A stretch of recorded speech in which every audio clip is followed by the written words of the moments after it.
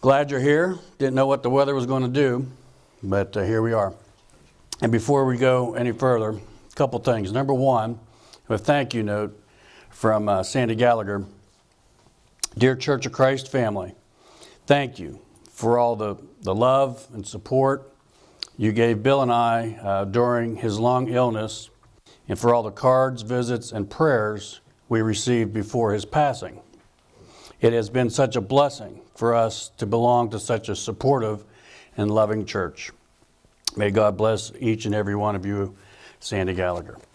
And I know that's heartfelt, and we appreciate that. You guys are in trouble. You see this outline? It looks like a wiring diagram, doesn't it? A schematic. You're not getting out of here till 2 o'clock. Junior church may go. Junior church may go. No, we won't go that long. We won't go that long. But I usually don't have a very long, thorough outline. I do today, so I better stay put back behind here.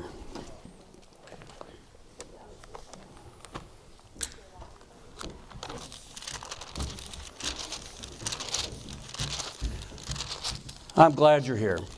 And for folks that aren't here, and for folks you know that are usually here, if you'll give them a heads up that they might want to tune in to this today and the next 2 weeks for what we have on YouTube. And if you see a stain on my sleeve, I spilt my communion juice up there. So I'm I'm a little paranoid about that, but we'll go on.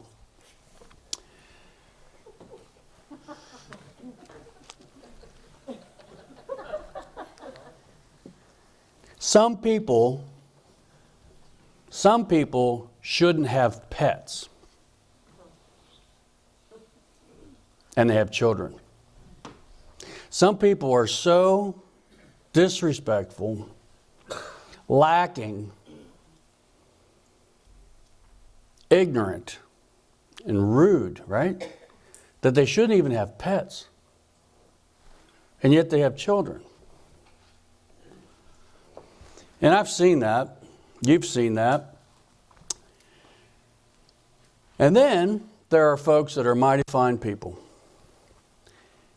and they can't have children. They try and try and try, and they can't have children. That's one of the questions or one of the inequities that I hope I'll be able to ask the Lord on the other side. If there's an interview room, I want to say, why? Some people were just so cruel. I was in a store. This was 30 years ago. I was in a store, like a little Sheetz type store, and father and son. And I know the son wasn't being one of those kids that, there's some kids that say, "Dad, can I have dad," and they wear it out. I know this kid didn't do that. He asked one question, one time, with a reasonable tone of voice. "Daddy, can I have?" And that guy turned around, grabbed that kid by his shirt, and picked him up. And his feet are dangling. And then the look of fear came in this kid's eyes. And so it told me this is not the first time for this kid. And that father just laid into him. I came close to engaging, but I really thought it wouldn't be good for one of the ministers in a local church to be arrested for assault. But some people just shouldn't have kids, and other people get to have them. And it reminded me of a story that we're going to read about in the Bible, about parenting. So we're going to talk about some things. I'll get into a little bit more of what we're going to look at for the next couple weeks. But it's familiar. It's familiar about some families that just keep going down. Some families evolve into better and better, and some families devolve into worse and worse. And the dysfunction of one year becomes the dysfunction of another year, and it gets worse and worse. It's familiar.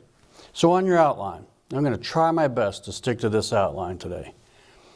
This downward, wayward cycle of society actually is a downward, wayward drifting away of families. Family is a unit that God has designed. It's the first institution. Marriage is the first institution, and family.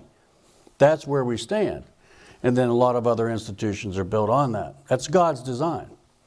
And we watch it crumble, crumble, crumble. As I would contend that as societies go, families go. Here's the situation. If you have your Bible, turn to Judges chapter 3. Judges chapter 3. That's way back there.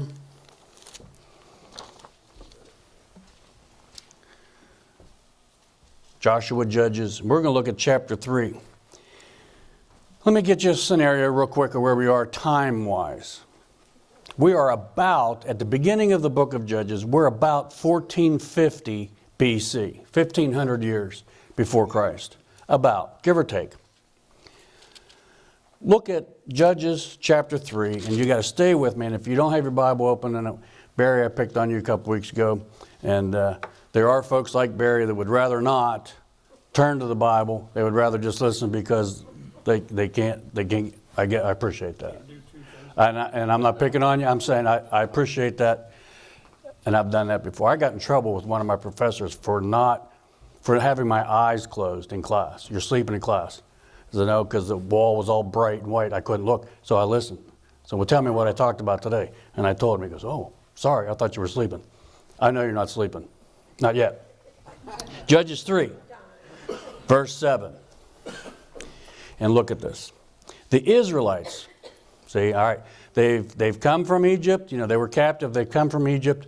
They're settling the land. They're settled. This is before the kings. It's the era of Judges. And by the time you get to the end of the book of Judges, you get into 1st, 2nd Samuel, they want a king. It's before that. So it's Judges that are ruling, leading the land. The Israelites did evil in the eyes of the Lord. They forgot the Lord, their God, and served the Baals and the Asherahs, idols. Listen to this sentence. The anger of the Lord burned against Israel. That's just a loaded sentence. I won't go into it too far, but just put some flesh on that. Think about that. Think about the anger. Have you ever seen someone in anger of the Lord burned against Israel? So that he sold them into the hands of Cushan, I'm not good with this, Rishathaim, king of Aram, Naharim, to whom the Israelites were subject for 8 years. So for 8 years, their freedom was gone for 8 years. But when they cried out to the Lord, he raised up for them a deliverer, Othniel, son of Kenaz, Caleb's younger brother, Caleb and Joshua, right? Who saved them. Go to chapter 3, verse 11. So, the land had peace for 40 years. They rebelled, captive for 8 years, overruled by 8 years. Now they have freedom for 40 years. Until Othniel, son of Kenaz, died. Once again, the Israelites did evil in the eyes of the Lord. And because they did this evil, the Lord gave Eglon, king of Moab, power over Israel. Getting the Ammonites and Amalekites to join him, Eglon came and attacked Israel. They took possession of the city of palms. The Israelites were subject to Eglon, king of Moab, for 18 years. 8, 40, 18. See this cycle. Again, the Israelites cried out to the Lord, and he gave them a deliverer, Ehud, a left-handed man. And all the lefties said, all right. The son of Gera the Benjamite. Look at chapter 5, verse 31. Chapter 5, 31. Last part of that verse. I'll wait, your page is turning. Mike's back awake again. Chapter 5, verse 31 says this. Then the land had peace for 40 years. Verse 1 of chapter 6. Again, the Israelites did evil in the eyes of the Lord, And for 7 years he gave them into the hands of the Midianites. Because the power of Midian was so oppressive, the Israelites prepared shelters for themselves in the mountain clefts and caves and strongholds. They ran to the hillside. Whenever the Israelites planted their crops, the Midianites, Amalekites, and other eastern peoples invaded the country. They camped on the land and ruined the crops all the way to Gaza. That's the same Gaza Strip, same Gaza area that makes the news today. It's just been a land that's been fought over back and forth. It's like a ping pong game for now thousands of years. Did not spare a living thing for Israel, neither sheep nor cattle nor donkeys. They came up with their livestock and their tents like swarms of locusts. It was impossible to count the men and their camels. They invaded the land to ravage it. Midian so impoverished the Israelites that they cried out to the Lord for help. Guess what happened? When the Israelites cried out to the Lord because of Midian, he sent them a prophet who said, "This is what the Lord, God of Israel says. I brought you up out of Egypt, out of the land of slavery." Listen here. "I snatched you from the power of Egypt and from the land of your oppressors. I drove them from before you, and gave you their land. I said to you, I am the Lord, your God. Do not worship the gods of the Amorites, in whose land you live." But you haven't listened to me. Do you see this cycle? And the contention that we see in front of us in 2021 is that that we're linear, that history is history behind us, and that we move forward. Some folks call it progressive. That history doesn't disturb future. That's the contention. When the reality is, by looking and analyzing even what we're just reading here, and then in our own history in America, history is repetitive. It's repetitive. It's repetitive. And there's a cycle. One of the arguments is there are 4 turnings. We're about to make a 4th one, I believe, as a society.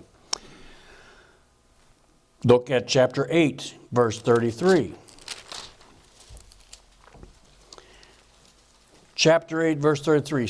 Gideon comes along. And you should read the book of Judges. It's an afternoon read. It's not that long. At least read the passages that we're really going to get into. Now, this is just an introduction type thing. But when you get to 8, chapter 33, Gideon has been around. No sooner had Gideon died than the Israelites again prostituted themselves. What a term. What a term. To the Baals. They set up Baal-berith as their god, and did not remember the Lord their God, who rescued them from the hands of all their enemies on every side. They also failed to show kindness to the family of Jerubbaal, that is Gideon, for all the good things he had done for them. No respect for the most recent good leader. No respect. And then last for this section, because it's a long section, chapter 10, verse 1.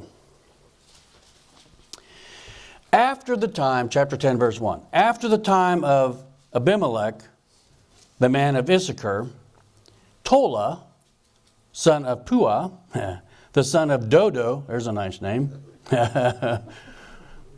rose to save Israel. He lived in Shamir in the hill country of Ephraim. He led Israel 23 years, then he died and was buried in Shamir.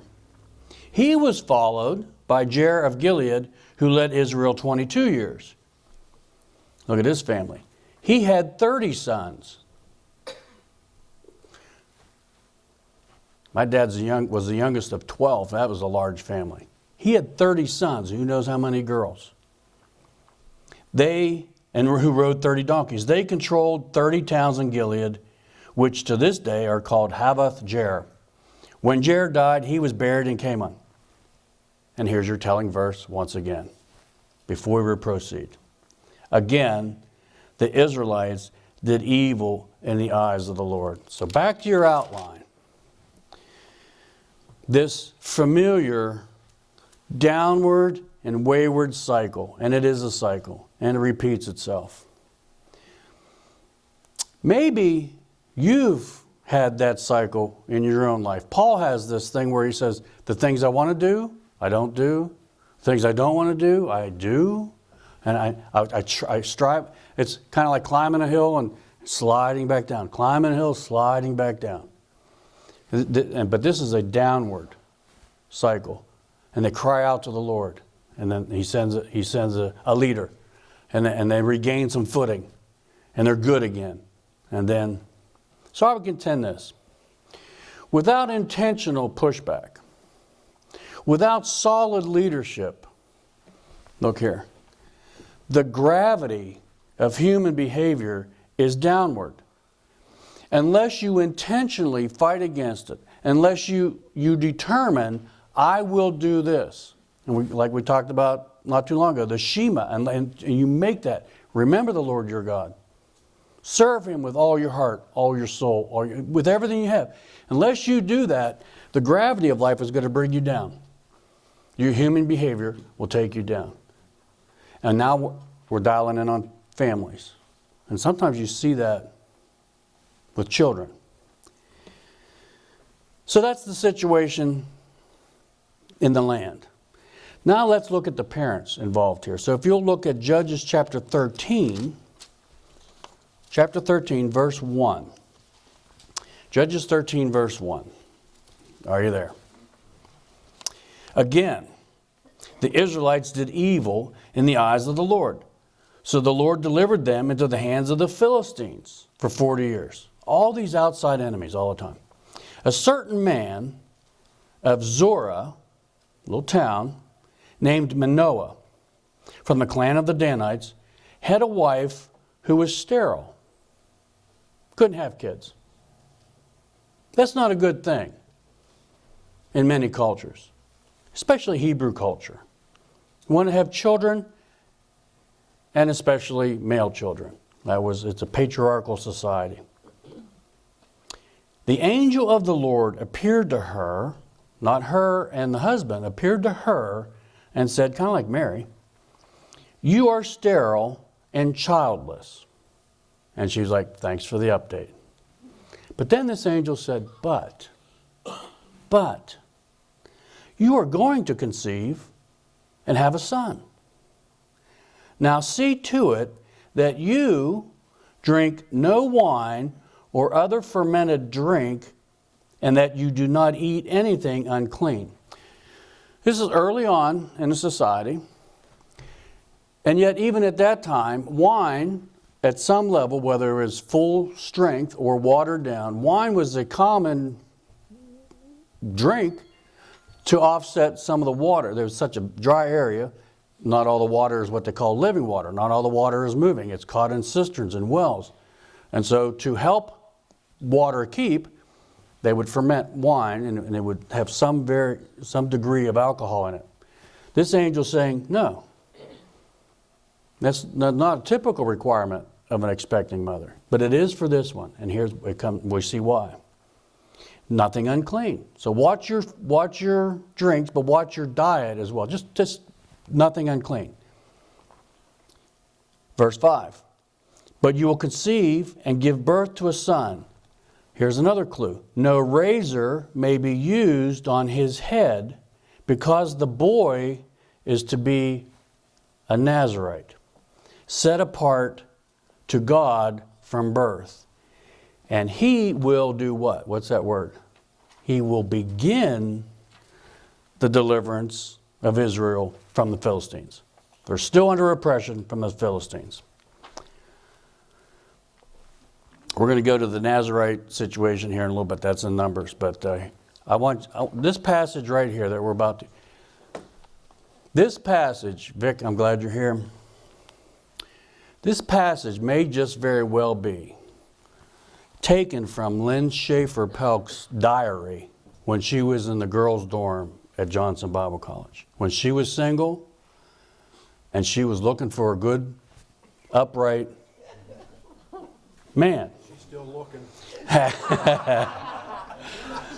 Ushers? Yeah. The loser, Mike said she's still looking.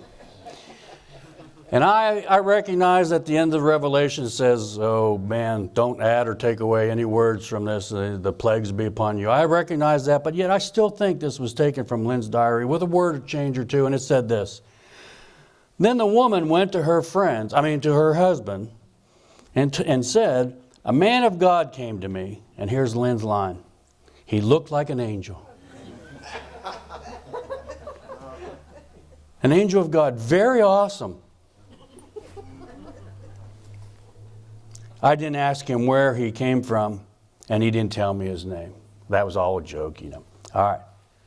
But he said to me, imagine her telling her husband this. You will conceive and give birth to a son. Now then drink no wine or other fermented drink, and do not eat anything unclean, because the boy will be a Nazarite of God from birth, foreshadowing literature here, until the day of his death. You remember Samson's. This is Samson's mom and dad. And I will jump a little ahead in your brain. You remember how Samson died? Right there, he's talking about until he goes, he's going to be Nazarite. Now, mark your spot in Judges. You can use a pew card. You can use a bookmark if you have it. You can use a finger. You can use the finger of someone sitting next to you. Just chop it off, put it right in there. But mark your spot in Judges 13 and go to Numbers chapter 6. Numbers chapter 6. I better do the same. Mark, boom, Numbers chapter 6. That's back about 150 pages. Numbers chapter 6, and you see a paragraph title there, verse 1. What's it say? The Nazarite. So let's talk about a group of people that typically choose this vow, choose this lifestyle. But for Samson, for their parents, it's imposed on them. That's the way it is going to be with this son. But here's the Nazarite vow. We're not going to read all of it, but I do want to read the first eight verses or so. The Lord said to Moses, I'm going to read this real quick. The Lord said to Moses, speak to the Israelites and say to them, if a man or a woman wants to make a special vow, a vow of separation, which we are supposed to be separate from the world, to the Lord as a Nazarite, he must abstain from wine, remember that, and other fermented drink, and must not drink vinegar made from wine or from other fermented drink. He must not drink grape juice, not even the grape juice, or eat grapes or raisins. There's a restrictive diet. As long as as a Nazarite, he must not eat anything that comes from the grapevine, not even the seeds or skins. Just stay away from grapes. It's interesting. During the entire period of his vow of separation, no razor may be used on his head. So he's going to look like Duck Dynasty guys. He must be holy until the period of his separation to the Lord is over. He must let the hair of his head grow long. Throughout the period of his separation to the Lord, he must not go near a dead body. Look at the ramifications and the completeness of this. Even if his own father or mother or brother or sister dies, he must not make himself ceremonially unclean on account of them. We can go into all the ceremonially unclean around dead and then the way you can become ceremonially clean. But he's not even supposed to do that. Just stay away from death. So if some of your family die, you just don't go around a dead body. Because the symbol of his separation to God is on his head. Throughout the period of his separation, he is consecrated to the Lord. Then the following verses there talk about if he does do this and that, there's a way to get back, boom, boom. But look at verse 21. This is the law of the Nazarite who vows his offering to the Lord in accordance with his separation. In addition to whatever else he can afford, he must fulfill the vow he has made according to the law of the Nazarite. That's verse 21. Now go back to Judges. Judges 13. Judges 13, and look at verse 24.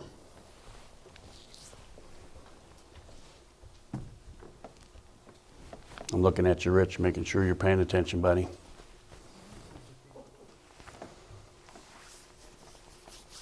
Because we're several minutes in, And it's wander time. So I want you to wander back.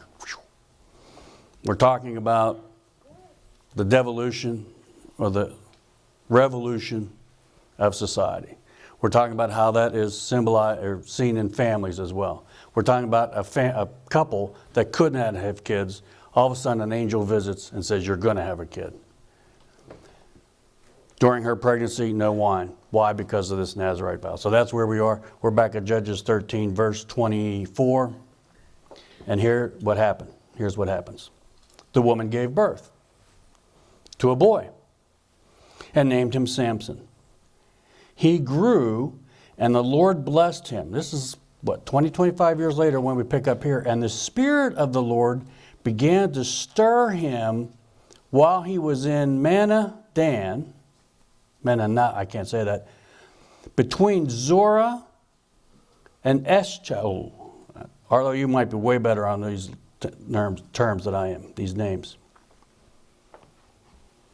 So in one passage, you go from, she gave birth to a son, the Spirit began to stir in him. Now I want to talk about children, raising children, adolescence, young adult years, and the Spirit moving in this kid who's set apart. His hair's long. The community knows that he's supposed to be separate from the world. He's been raised that way. That's hopefully been his focus. What does he do? Chapter 14, verse 1. Samson went down to Timnah. Now, I like Bible geography, but I don't know all the names and all. I kind of look them up and get an idea. But when you research where he was raised up at the end of 13, while he was in Mahanaim, Dan, between Zorah and Eshtaol, he goes down to Timnah. That is 4 miles from where he grew up. From my house, many of you folks know where I live, Mount Nebo Church area, right across from the church. From my driveway to the town gazebo in Scottsdale, right at 2 miles. So double that. Samson goes 4 miles from where he was raised, but he leaves where he was raised. I'm hoping you're starting to catch an idea what's going on. His parents did the best they could. His parents raised him with that with that Nazirite vow. She abstained from wine. He has been restrictive in his diet. And now he's 20, 24, 25 years old. And what's he go down to Timnah for? And saw there a young Israelite woman. No. What's it say? Philistine woman. Who is oppressing them for years now? The Philistines. He goes into enemy territory, an enemy village, the oppressor's village. He leaves home, the safety of home, the security of home, the likeness of home, and goes to a foreign village 4 miles from home. And forgive me, but he basically, I won't do it. But he basically, I'll do what I want. When he returned, he came back home. You ever stay up at night waiting for your kid to come home?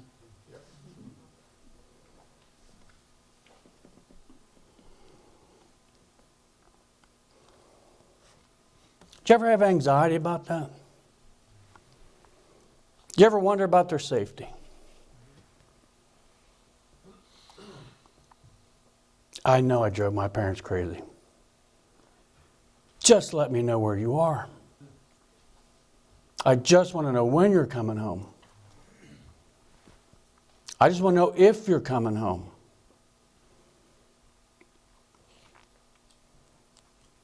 When he returned, he said to his father and mother, I have seen a Philistine woman in Timnah.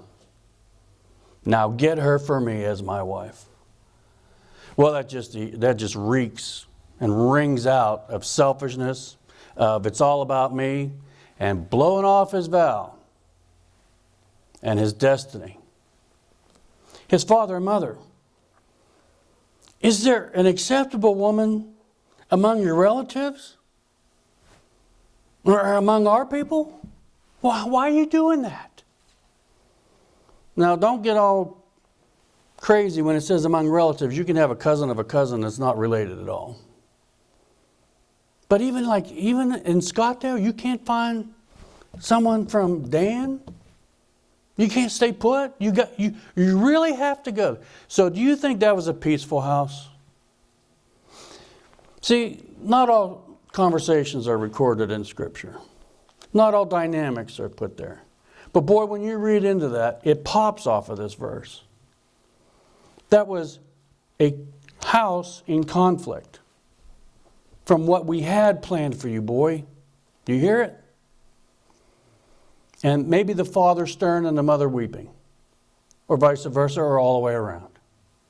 Or maybe the kid is just upright, is like, in the face, just get this woman for me. That's the end of it, dude.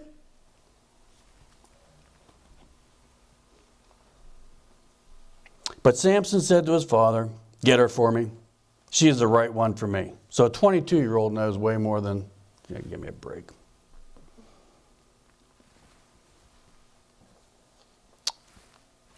I want to make sure I'm reading all my scriptures because there's a good one coming up.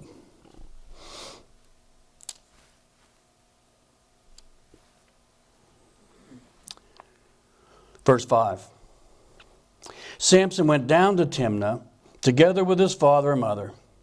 As they approached the vineyards of Timnah, suddenly a young lion came roaring toward him. He took care of it. The Spirit of the Lord gave him power. But I want us to, you can go right by this sentence and not pay attention.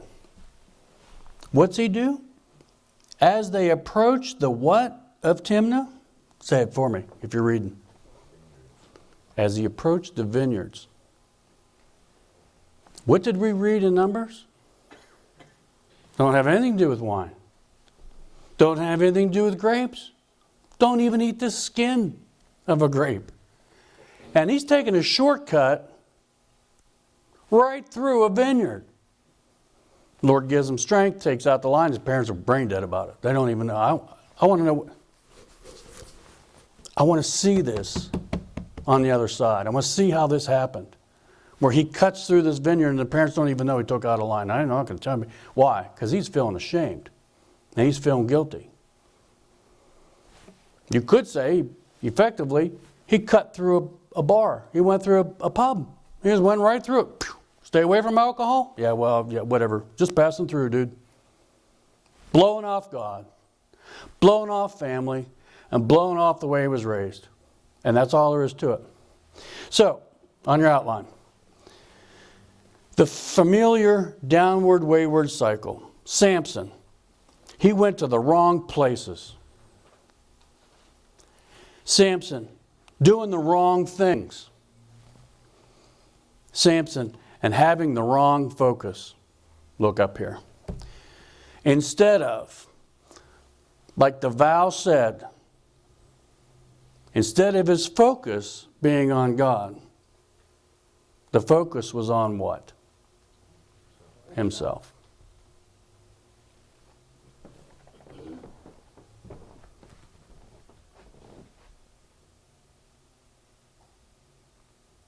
You effectively made a vow. You made a proclamation of faith here.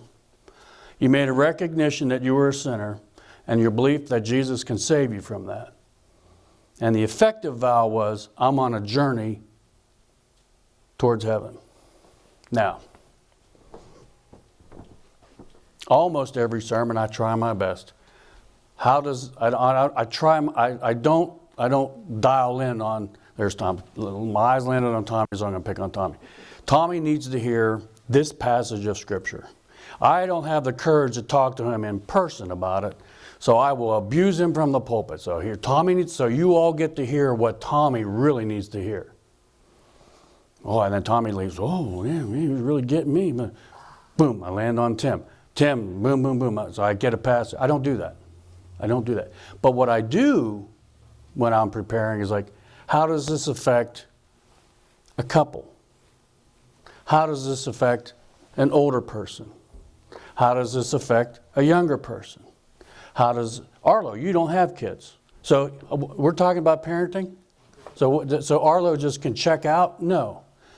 The principles from this passage, whether you're married or not, whether you have kids or not, we're all around families, right? And these are family principles. We who have committed to Christ and we who have children, no doubt have tried our best to line them, shoulder them up, right? Square them and say, go to God. We raised our kids. I didn't raise them to be preachers' kids. I raised them to be believers. That was my hope. That was my intent. Never did I pull any kind of leverage like, I'm a minister, you got to behave. I'm your father. That's your mother. Until you leave this house, we're the boss. We're not your friend. We're your boss. And we're trying to guide you. And I've heard, and I've confirmed this with Lynn, every place we've been, people hurting, parents hurting for their wayward son or their wayward daughter. Lines like this. We raised him better. I'll just stick with male gender. We raised him better.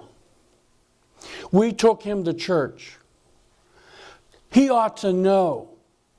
And he's walking away from God, right? Have you heard that?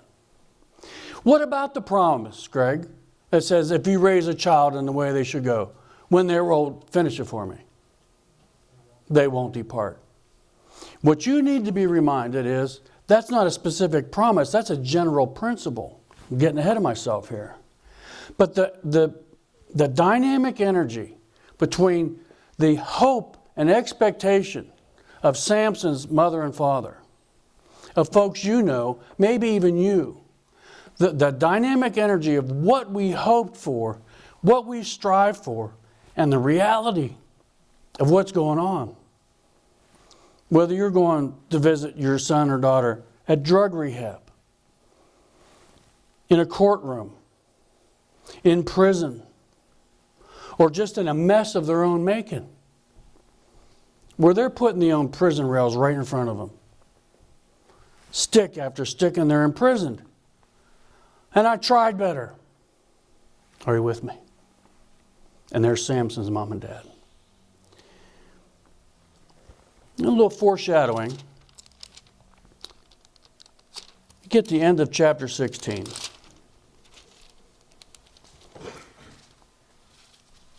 Look at chapter 16, verse 31. And we're going to go back a little bit, but a little foreshadowing. And the last sentence of chapter 16 is this. He had led Israel for 20 years.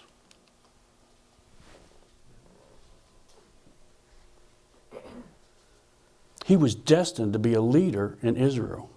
What kind of leadership did he have? And you say, we're all priests. We're all leaders. We're all to be leaders in the kingdom. What kind of leadership is my son going to have if he continues on this? Samson went his own way, on your outline. Samson went his own way. All the while his parents watched. 6 insights and then one thought. Number 1, Psalm 51:5. It says, David was busted. Remember, David had his affair with Bathsheba, had his own concubine, had his own women. And he's out on the porch in the spring when the war's going on. He's staying home. He's checking out the neighbor. Bathsheba, you know that whole story. The prophet Nathan comes to him and said, you're that dude. The psalm that David writes after that, when David is broken, collapsed, broken, David writes this psalm. And 51:5 says, surely I was sinful at birth. So number one in your outline, Psalm 51:5, our children are sinners. You do a triage, you bring something in. Bill, when you first get to a fire scene, you do an assessment of the site. You guys you check out what's going on. When a vehicle comes in, you analyze what's going on. We'll find out what's going on. We'll try to fix it. When you analyze what's going on with our children are sinners. That's all there is to it. Number two, Romans 3. For all have sinned, right? So Romans 3:23, next to that, we're all sinners. Not only are our children sinners, we're sinners. We live in a fallen world. Why would Samson do that? Because he was a sinner? We're all sinners. Number 3, if you will turn, you can leave Judges or you can mark that. We might get back to a passage. But if you want to go to 2 Timothy, and boy, I tell you, if you're not paying attention to 2021, let me give you a little smelling salts.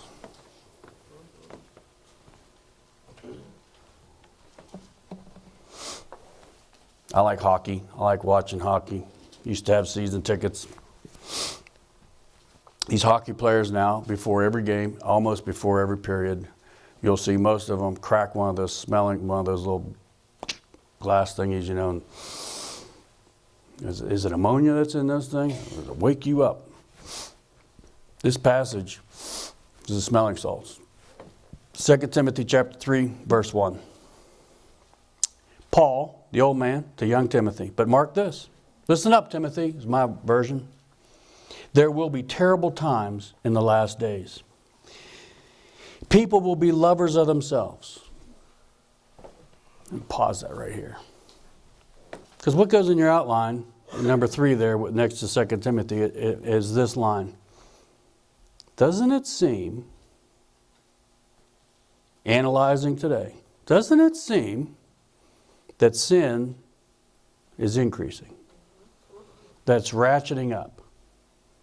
That the things that happen now aren't what happened 10 years ago, aren't what happened 20 years ago. Look at this.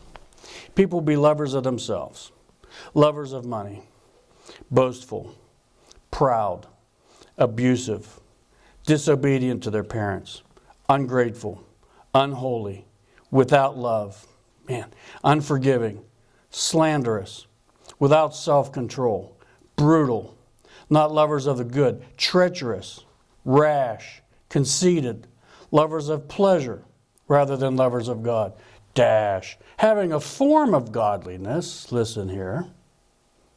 Oh, I go to church, but denying its power. Oh, that's an indicting sentence. Have nothing to do with them. Nazirite vow type thing. They are the kind who worm their way into homes. Now that's an interesting sentence. When Paul is talking about society, he's talking about individuals worming their way into homes. Well, who does that? Who is divisive? Satan. Getting ahead of myself. Worming their way into homes, gain control over weak-willed women. These people are loaded down with sins and are swayed by all kinds of evil desires. Always learning, we know a lot in our country, but never able to acknowledge the truth. Boy, if something hasn't paid the price in the last year and a half or so, it's the truth. The truth is who you listen to in our society. Truth is CNN. Oh, no. The truth is Fox. No, the truth is, Jesus says, I am the way. I am the truth. And I am the life. And so we make our walk away from the truth, God, we make it a political thing. And the truth pays the price. Just as Jannes and Jambres opposed Moses. Boy, you need to go to Exodus chapter 7, I think it is. When Moses is before Pharaoh. And he's talking about the plagues that are about to come upon them. And that, with the staff. And then they bring their magicians. It's like, we could do the same thing. You know, the staff turned into a snake and then pick it up and turns back. And, yeah, the magicians can do the same thing. But in the end, the truth ratted those two clowns out. They were posers. God is God, and they're posers. Oh, I think when we get to the end, every knee will bow. So also these men oppose the truth. Men of depraved minds, who, as far as the faith is concerned, are rejected.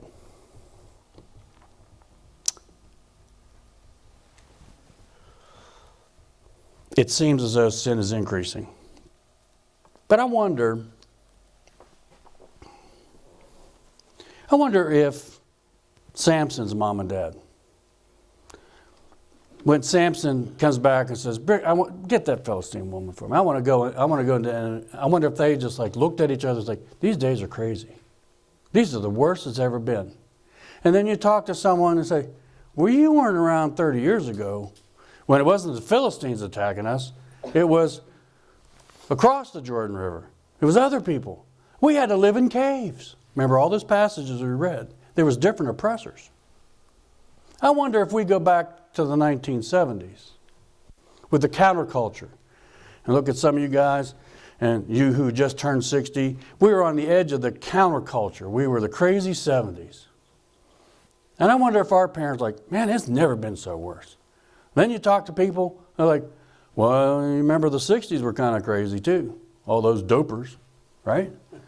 Oh, you go into the 50s. How about you go back into the roaring 20s? Right? What about the 1870s and the wild frontier? Man, just shooting up all the towns with doing what they want. 1860s, 1850s. You keep going back. You see what I'm saying? History repeats itself. And the truth is, there's a gravity unless you go against it. It seems as though sin is increasing, but I'm not so certain. John chapter 8. We'll just take the time and go. John chapter 8. Boy, to set John chapter 8 up, you have to go to chapter 7. And this whole passage, chapter 7 and chapter 8, it's about October before Jesus' crucifixion. So it's late in his ministry. It's late in the year of opposition. The temple leaders, the leaders of Israel, are against him. Leaders of Israel are against him. There's a death warrant on his head. There's a target on his head. We want Jesus. We want him dead. Whatever it takes, we got to eliminate Jesus. So that's what's going on. To the point where when we pick, I said 8. Let's go to 7. To the point where chapter 7, verse 1, it says. Well, I just don't want to read all. There's such good nuggets in here. There are so many good nuggets. Chapter 7, verse 1. After this, Jesus went around Galilee, that's up north, purposely staying away from Judea, that's down south. Why? Because the Jews there were wanting to take his life. If I go down there, they'll kill me. But, and I underlined that in my Bible, when the Jewish Feast of Tabernacles was near, that's one of the biggies, so it's one of the big festivals. It's October, it's a harvest festival.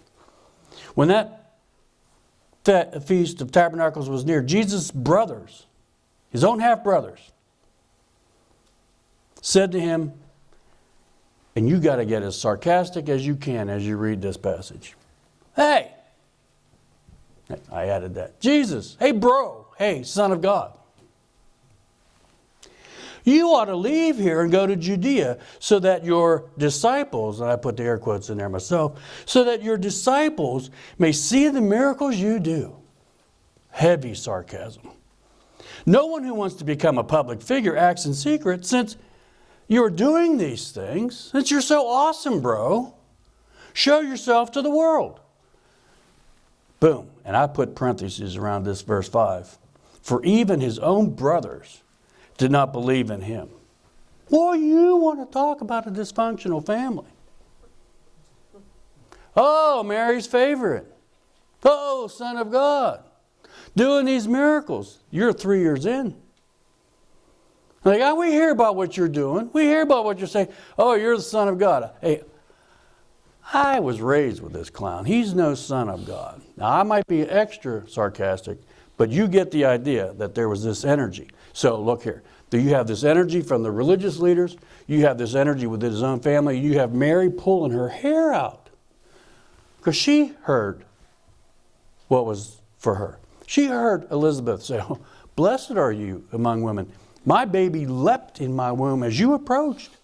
John the Baptist, you're awesome. But your brothers don't believe in you. You get into chapter 8, they're looking for a way to get rid of him. Chapter 8, verse 42. Jesus is having this exchange with the religious leaders. And they come at him almost like a 1, 2, 3 punch. The Pharisees, the Sadducees, the Sanhedrin, all these people are coming to him one after another, try to take him down, try to take him down, try to take him down. And Jesus, I'm guessing in not a raised tone, in just as this confidence that comes with knowing he's the Son of God. This confidence that comes, he goes, verse 42, if God were your father, if you really said about Abraham and we belong to Abraham, Father Abraham, and we belong to God. If God were really your father, you would love me. Why? For I came from God, and now I'm here. I have not come on my own, but he sent me. Question mark from Jesus. Why is my language not clear to you? That would always get me. When my father would get down to my eye level and say, don't you hear what I'm saying, boy? Which is a kind of a sophisticated way of saying, are you that stupid, boy? Why is my language so not clear to you? I am the Son of God. I am the way, the truth, and the life. I've told you that. I've backed it up with miracles. What's wrong with my language? Are you so dull? So there's a spank that they don't like. Because you are unable to hear what I say. I'll answer my own question. You belong to your father, the devil. Oh. And you want to carry out your father's desire. He was a murderer from the beginning, not holding to the truth. So on your outline, number 4, John 8, 1 Peter 8, Satan. What role the devil? Back up a little bit and zoom out the picture. What role the devil with Samson? What role the devil with your son, with your daughter, with your history?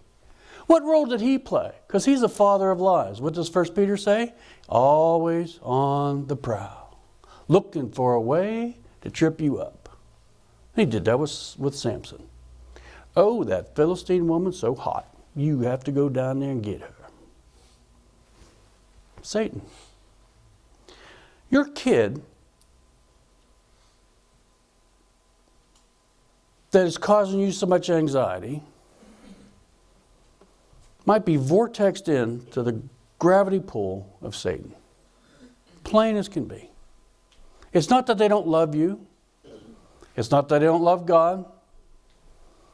But it might be that this spiritual power that is all about us is sucking this kid in. And you're watching that. And that hurts. And you're not alone. 2 Corinthians, the number 5 there on the page. 2 Corinthians chapter 4. The God of this world has blinded the minds of the unbelievers. Our world is against us. It goes on your outline there. Our world is against us. U.S. policy.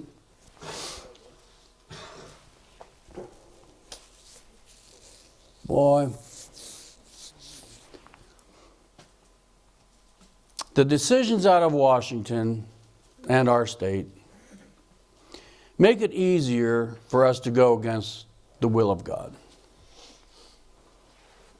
60, 70, for example, just one area.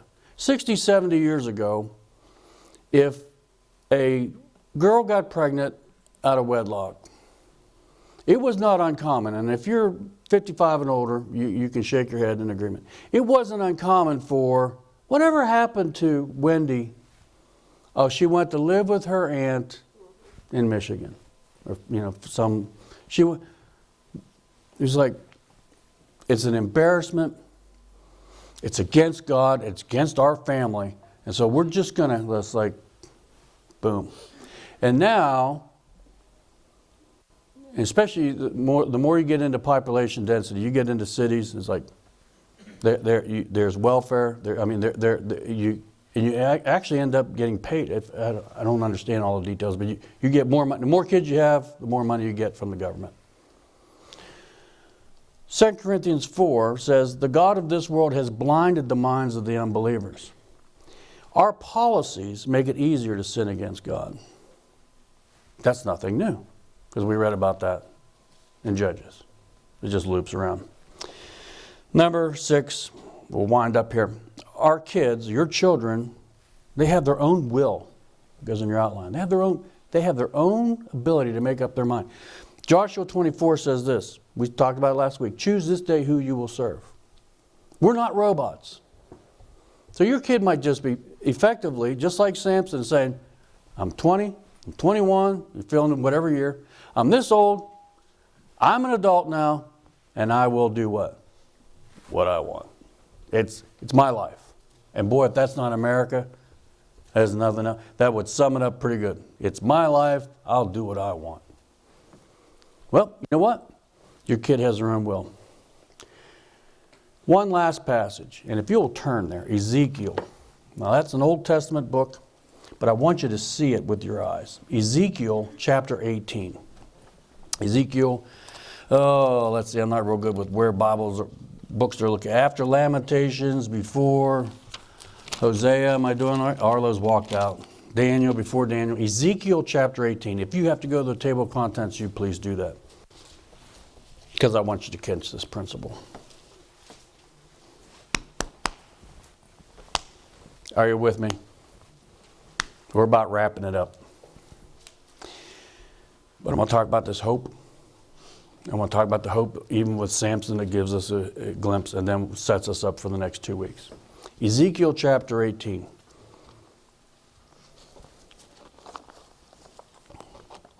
And I'll go my own personal thing. My own personal history. With the anxiety that I had to, that I know I did. The anxiety I put on my parents. Is he coming home? Is he safe? 2 or 3 of my friends overdose. 3 of my friends die in car wrecks. Before I graduate. Is my son coming home? What did we do wrong? I took him to church. He was in church. He was this, he was that. He's a good kid. But he's a rotten kid.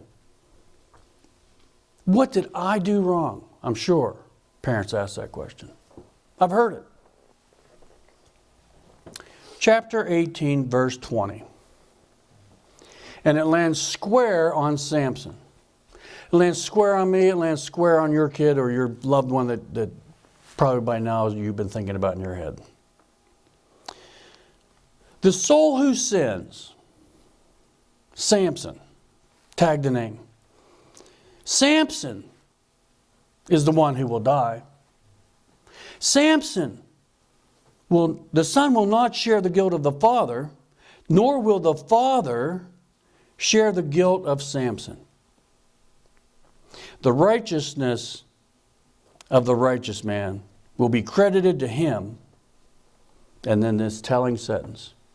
And the wickedness of Samson, of the wicked, will be charged against them. Stop beating yourself up